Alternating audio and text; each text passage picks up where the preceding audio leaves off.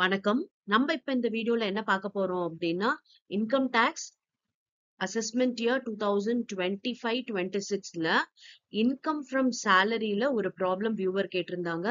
அதுக்காக இந்த ப்ராப்ளம் போட்டிருக்கு. அதாவது ready book problem number 31. Yes, problem பார்க்கலாமா? Find out the amount of taxable annual contribution to recognized provident fund for Mr. Vasan from the particulars given below.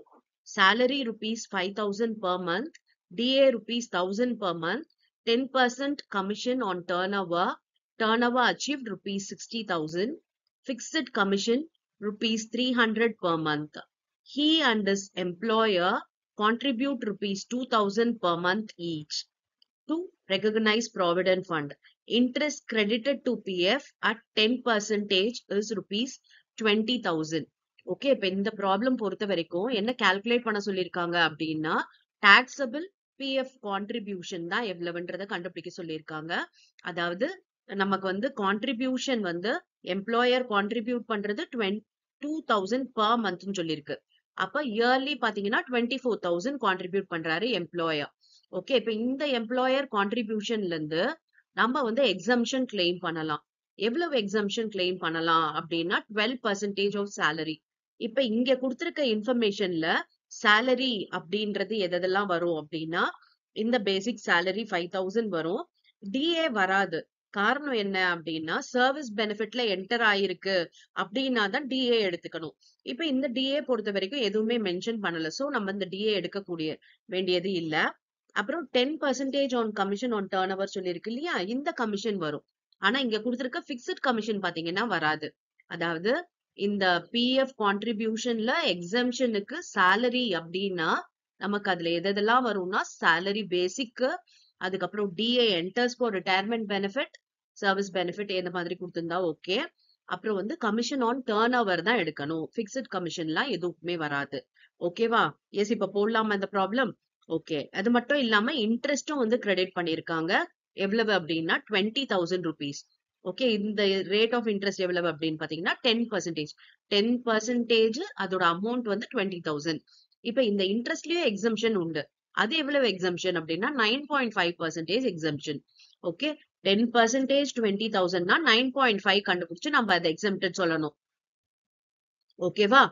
S, இப்ப போடலாமா அடுத்த ப்ராப்ளமா? பாருங்க, first contribution to recognise provident fund வந்து 2,000 into 12, 24,000 போட்டாச்சு. இப்ப நம்ம எக்ஸம்ஷன் 10% ஆஃப் த சேலரியை நம்ம எக்ஸாம் பண்றோம்.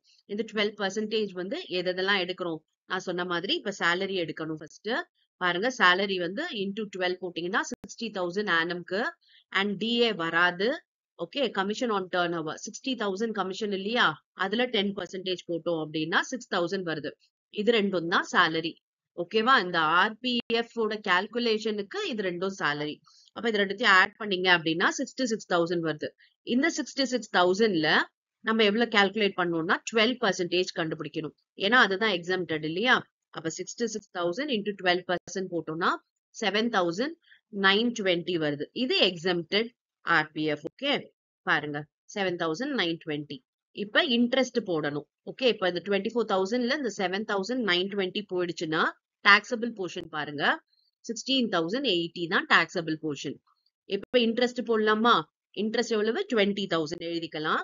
இந்த இன்ட்ரெஸ்ட் 20,000ல நமக்கு வந்து 9.5 எக்ஸம்டட். அப்ப இந்த 20,000 into 9.5% கண்டுபிடிக்க கூடாது. இது வந்து 10% ஓட வேல்யூ.